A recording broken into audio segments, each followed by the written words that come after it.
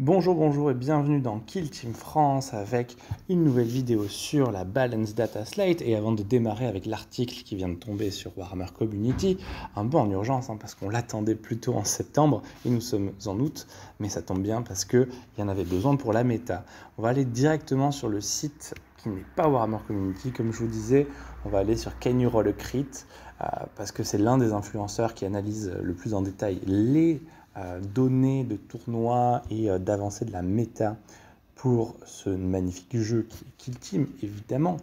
Et donc là, si on regarde l'une des slides, je vous laisse regarder ses propres vidéos, sa propre chaîne YouTube, mais si on regarde les statistiques, il y a certaines équipes comme par exemple les cultistes du chaos qui sont extrêmement hauts en termes de pourcentage de victoire, surtout aussi parce qu'il y en a qui sont particulièrement basses, en partie à cause de leur présence aussi haute. Si je me fais comprendre, on a Interclade qui est tout en bas, on a l'Exaction Squad qui est dans la partie un peu tristouille. En fait, dès que c'est en vert, c'est que c'est à peu près équilibré entre 45 et 55% de victoire. Quand on est dans le rouge, là, on est entre 40%, 45%, 55%, 60% aussi, on est aussi dans le rouge. En fait, là, on est un peu sur une data slate en urgence pour régler les 3 nouvelles équipes des 2 dernières boîtes que personne n'a eu, mais que tout le monde joue, parce que elles sont littéralement trop fortes. Et on va aller directement balayer l'article rapidement de la Kill Team, de Kill Team sur la data slate. On va parler du coup des Chaos Cultists et des Felgor qui sont les 2 plus impressionnantes dans le sujet. On va parler d'un petit buff de Leagues of Votann, un nerf des Inquisitorial Agents. Les Pathfinders aussi qui avaient beaucoup de mal en Into the Dark vont avoir des petits buffs. Les Gearpox qui étaient vraiment très très impressionnants et qui faisaient très mal avec l'une de leurs auras vont être un peu nerfs. Et aussi quelques remises en page de certaines des modifications de la dernière fois. Alors comme d'habitude, pour les retrouver, vous allez dans la partie download, vous allez en français, et là vous avez la data slate avec quelques autres infos. Et la dernière fois, on n'avait pas abordé les errata de juillet, mais je vous laisse y aller tout seul. Il y avait des choses plus ou moins intéressantes. Ça changeait quand même quelques wordings et quelques petites subtilités, surtout avant la data slate. Mais là, on parle de la data slate, donc on y va. Plaque de données du 3e trimestre. Alors, il ne se passe rien de nouveau sur la première page. Sur la saison 1, bon là, c'est un peu stable, mais il y a eu du nouveau sur les cibleurs taux. Alors, eux, ils ont beaucoup de mal en Into the Dark, donc en combat confiné, parce que dès qu'ils se prennent une petite tatane dans la tronche, ils meurent très vite, et surtout, ils ne peuvent pas mettre de marker light à cause des portes. Alors, qu'est-ce qu'ils ont fait pour ça? Déjà, ils donnent l'occasion, avec l'art de la guerre Couillon, de rajouter une action de mission ou l'action ramassée gratuite, jusqu'à un minimum de 0, pour 1 point d'action de moins. Donc ça va permettre à tout le monde, ce qui est vraiment trop stylé, lorsque une fois par partie on active Couillon ou éventuellement une deuxième fois quand on fait l'action à 2 PC, de pouvoir avoir à la fois votre deuxième dé de défense in cover, mais aussi des actions moins chères. Donc c'est vachement bien parce que ouvrir des écoutilles en Into the Dark, ce sont des actions de mission. Donc vous allez avoir un T1 ou un T2 qui va être rempli de ces choses-là, et aussi pour l'action, pour la mission piller. Ça c'est très important pour eux. Vous avez aussi un item spécifique de combat rapproché, c'est je crois une des premières fois qu'on a ça, avec lorsque chaque agent cibleur se met en garde, il peut aussi, s'il a un ordre de dissimulation, faire une activation de désignateur laser, voilà, au lieu de faire sur ses gardes. Donc c'est une jolie dynamique, et ça va permettre, si quelqu'un rentre par la porte, lorsqu'il est dissimulé mais aussi sur les gardes, il va pouvoir mettre un petit pute de laser game. Et après, ça va être un copain qui va devoir aussi tirer. Donc là, une petite question que je me pose à moi-même, je ne sais pas si on peut faire plein d'actions de garde en même temps, mais là, c'est un peu nécessaire, parce qu'on se rend compte que il va y avoir sans doute besoin d'en faire plusieurs d'affilée si vous voulez que tous les cibleurs ils puissent se mettre suffisamment de marker light pour avancer, mais je pense que ce n'est pas possible. La réponse en commentaire, on attend le commentaire de l'Igérienne. Kill Team Morok, il n'y a rien, là on est sur la page suivante, là il n'y a vraiment pas grand chose, à part dans la Code Review Warp. Haha, on le passe? Non, vas-y, on va le voir vite fait. En fait, Il y a eu une manière de réécrire la règle de la dernière fois qui était au final que les sorciers, le fait du commandement du sorcier, c'était un peu changé. Donc cette fois-ci, c'est dans les agents rubricae. À chaque fois que cet agent ami est activé, s'il n'est pas à 6 pouces d'un agent sorcier ami, soustrayez 1 à sa LPA. Et donc, c'est pas écrit à l'inverse. En gros, il a 2 bases 3 APL, ce qui est vachement bien aussi pour les contrôles d'objectifs. Et c'est quand il est activé que ça s'active. Voilà. Honneur de bataille, affinité vers les rubricae. Donc ça, c'est du narratif. Choisissez un agent en marine rubricae ami de votre plaque de données. Pour les besoins de l'aptitude commandement du sorcier, il y a besoin d'avoir seulement un sorcier dans la kill zone. Donc c'est bien, c'est qu'au final, ça a été juste remanié, mais jusqu'au bout avec la narratif. Et surtout, l'apparition, waouh, de l'archétype reconnaissance ou sécurité, quels que soient les agents sélectionnés, selon si vous avez des petites angors ou pas. Très très bien, comme ça au moins c'est plus tranquille. Les varioleux GLR dans notre annuel 2022, bon, ils se sont pas pris tant de nerfs que ça depuis le début, hein, quand même. Hein. Donc là, petite tatane derrière l'oreille, méritée, parce que le subterfuge stratégique émanation de rouille, il est brutal. Dès que vous avez quelqu'un, donc n'importe qui parmi vous qui n'est pas une vermine, eh ben, les ennemis autour, ils sont considérés comme injuriés. Donc c'est lorsqu'ils sont en engagement range, ok. Donc dès qu'ils sont en portée d'engagement, ils sont considérés comme blessés. Donc pour les combats, c'est vraiment brutal, quoi. Et donc là, au lieu d'avoir tous les petits bonhommes, c'est-à-dire, alors là, comment ils s'appellent, les boglins et aussi les 3D cérébrés, là, je me souviens plus les noms en français, et bien du coup, ça va être uniquement sur les 3 mastodontes cauchemardesques. Donc ça reste très fluff, c'est super cool. Bon, les varioleux et les bogueux, ouais, c'est écrit en français, ça tombe bien, vont pouvoir seulement avoir ça. Donc seulement les Hulk, les mastodontes. Je dis beaucoup trop de mots. Les corps stellaires des Lucia, ils ont encore une fois une règle, la subterfuge explorateur courageux qui vient d'être modifiée. Donc là, c'était pour la réduction de dommages. Et là, c'est seulement sur le premier dé qui est résolu contre lui. À chaque fois qu'il combat en mêlée ou qu'une action de tir est faite contre lui. Et ça va être divisé par 2 jusqu'à un minimum de 2 arrondi au supérieur. Bon, ça reste assez habituel, mais c'est que seulement sur le premier dé. Et ils n'ont toujours pas changé l'implacable du Cosmo Marin. Sympa, sympa. Oh, les danseurs de la toile n'ont toujours pas été modifiés et les clades de chasse non plus. C'est encore une data slate très spécifique. Hein. On ne va pas toucher à tout le monde, on va toucher à ceux qui sont vraiment soit très très forts et très, très violents, soit ceux qui s'en sortaient pas. Mais même si les clades de chasse étaient à 37%, c'est pas parce qu'il manque non plus beaucoup de choses, c'est peut-être parce que les gens s'en lassent aussi. Donc il y a ça à prendre en compte. Les exo-rôdeurs, les sapeurs marine impériale ne sont pas touchés. C'est presque étonnant pour les sapeurs qui ont un peu plongé depuis quelques temps. Les hierotech ne sont toujours pas touchés. Je pense que cette data slate part aussi du principe qu'en baissant ce que vous allez voir dans quelques instants, et ben en même temps, le reste de toutes les factions va monter en termes de win rate. Parce qu'il y a les 3 factions dominantes justement qu'on va voir très très vite. La kill team exaction, il y a eu juste le rewarding pour efficacité impitoyable. Chaque fois qu'un agent ami effectue cette aptitude, avec cette aptitude, fait une attaque de tir avec une arme sans la règle spéciale déflagration ni le mot grenade dans son nom.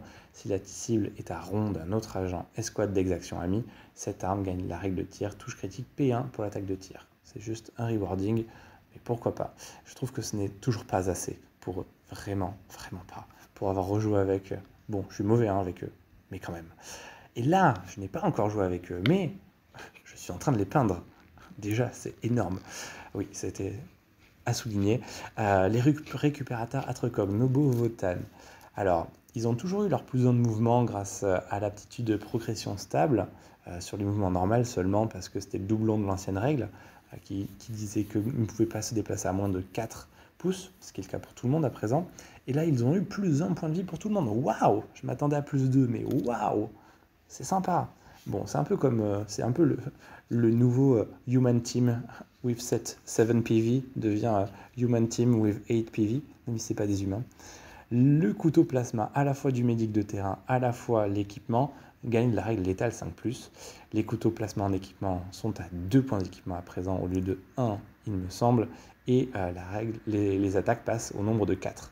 Ça, c'était nécessaire parce que sinon, il se faisait vraiment déglinguer au corps à corps, et vraiment, vous aviez 3 opératives, enfin 4 avec le leader qui valaient un petit peu quelque chose, même encore le médic, on peut à peine le compter, quoi.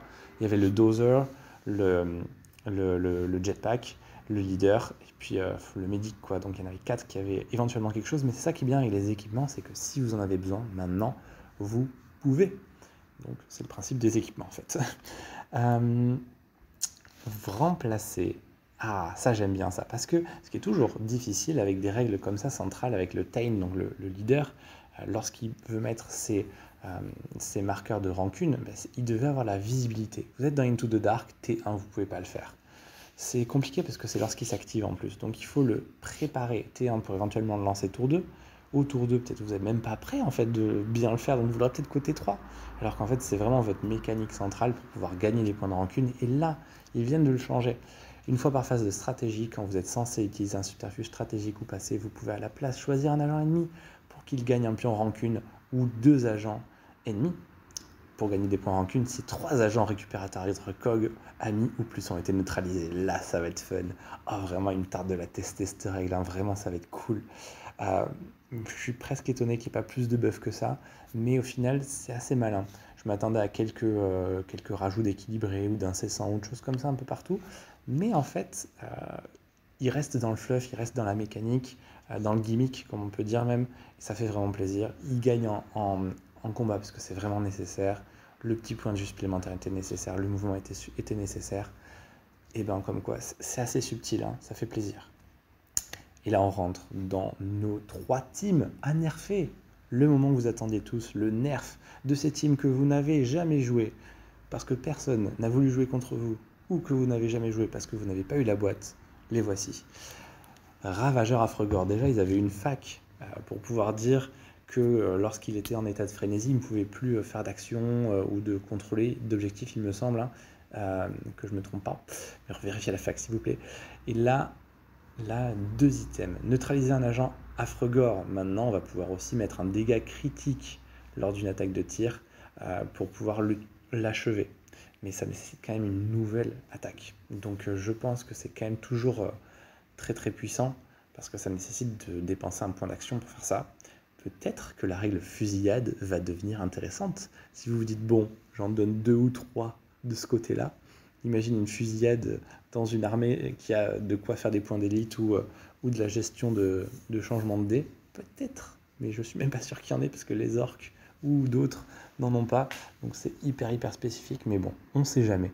Et ensuite, tant qu'un agent Affregor a un pion de frénésie, il est ignoré lorsque l'on détermine le contrôle tout court.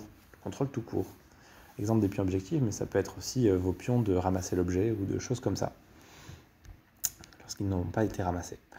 On arrive dans les cendres de la foi, le culte du chaos. Alors là, il y avait de quoi dire, hein. Ils ont dominé la méta comme jamais. Je me demande qui a le plus dominé la méta entre les cibleurs à leur époque et les custodes à leur époque. Je pense quand même les custodes, parce qu'à une époque, dans les tournois, il n'y avait que ça. Au tout début du jeu, en compendium, on va dégrader l'iconarque. L'iconarque, il a 2 aptitudes incroyables. C'est sa manière de pouvoir donner plus de combats et à la fois, d'enlever du combat aux ennemis, et à la fois de faire de la réduction de dégâts lorsque nos amis s'en prennent. Donc à chaque fois, elles deviennent des actions uniques de 1 PA, alors qu'à la base, c'était des habilités passives. Donc on a Ruinous Deterioration, c'est toujours à 4 pouces autour, et add 1 to the damage. Ah oui, ça c'est quand on frappe l'ennemi, et plus 1 au dommage infligé. Et Ruinous Invigoration, c'est quand on se prend des dommages, toujours à 4 pouces, et soustrayez 1 jusqu'à un minimum de 3. Il me semble que ça n'a pas été modifié, ou alors c'est juste après, au minimum de 3, voilà, au lieu de 2. Très bien. Et ensuite, ça déjà, c'est énorme, parce que ça veut dire que notre iconarque va devoir faire des choix. Soit il va se déplacer, il va faire une de ses actions, soit il reste sur place, il fait les 2, mais vraiment, il va falloir l'activer en premier quand même, ce bonhomme-là. Et du coup, ça veut dire qu'il y aura moins d'Alpha Strike côté culte du chaos, ce qui est pas mal aussi. C'était pas non plus leur spécificité, mais en vrai, ça demande beaucoup plus d'attention à qui va faire quoi. Donc est-ce que je l'active T1 pour protéger toute ma zone d'insertion, ou alors est-ce que je vais le mettre en premier, je vais faire lever le drapeau, il va peut-être avoir l'occasion de se faire shooter, alors si c'est le premier à se déplacer, on ne sait pas. Donc ça devient très intéressant. Les régénérations impies, donc nos Feel No Pain qui étaient à 5 plus de base pour les mutants et pour les tourmentés, passent maintenant à 6 tout court, 6. Et ça veut dire que c'est une team où il y a beaucoup moins de monde à tuer. Donc c'était soit ça, soit enlever des cultistes en fait dans la liste d'armées. Ils ont fait moins de Feel No Pain, donc moins d'annulation de points de vie.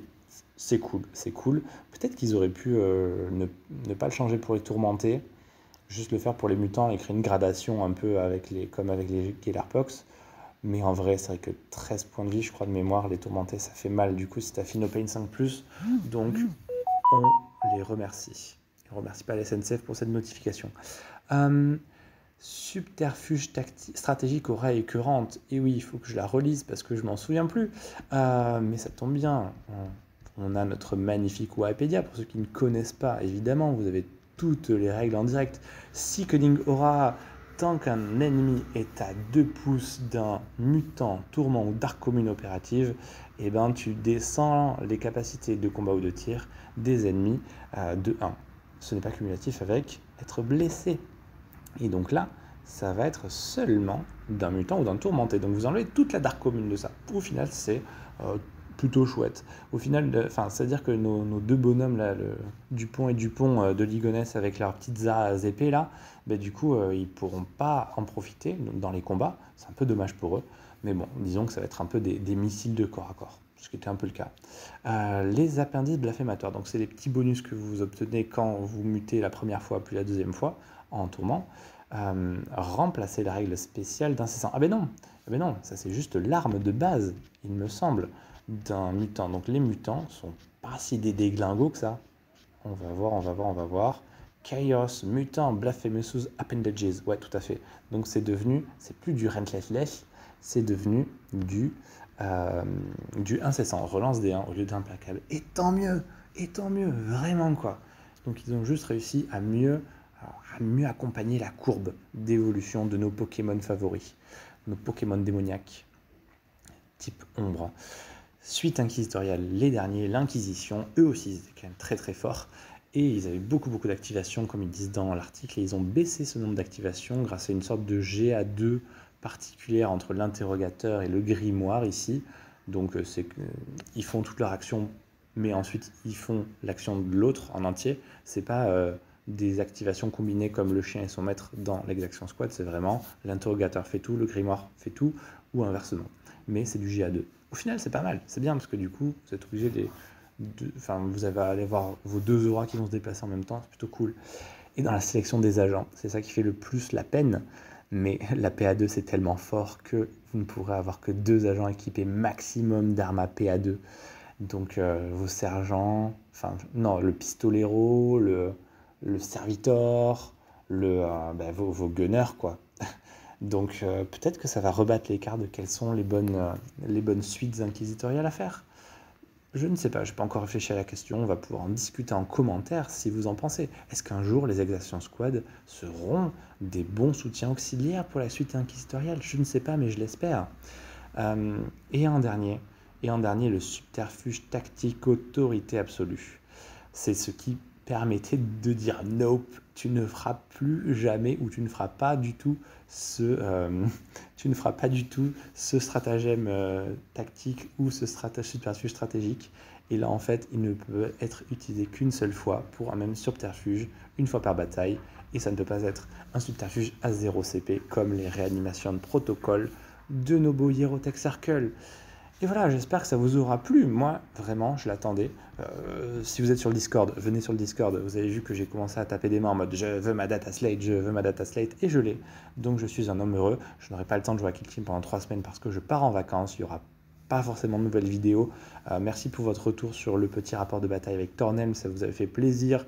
Et oui, le mixation était à chier, pas besoin d'en faire 10 commentaires, mais oui, c'était surtout que pour moi ça me semblait ok parce qu'avant c'était vraiment horrible, encore plus fort qu'avant, et je l'ai baissé d'un peu, mais c'est toujours pas assez, donc je vais le faire encore plus pour la prochaine fois. Passez de bonnes vacances d'août en jouant à Kill Team, ou jouer à autre chose, jouer à OPR ce soir, je vais tester OPR, ce sera peut-être bien. Et puis je vous dis à ciao les Kill Teamers, on se retrouve à la rentrée.